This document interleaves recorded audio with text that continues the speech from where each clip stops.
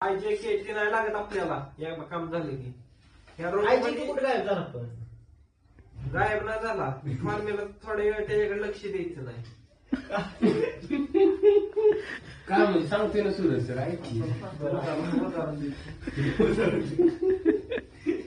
आता पोरगं एकदा जाऊन सांगितलं त्याला कळत नसल्यावर तू काय करणार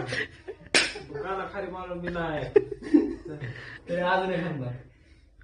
तरी अजून एक खाणार तरी तू तू कसा आता ऐका ना आमचं काय म्हणजे सांगितलेल्या तर काय काय काय काय जणांना विषय सोडून दिलाय तुझा काय काय जण लक्ष घातली त्याला असा विषय आहे मी आम्हाला विषय सोडून दिला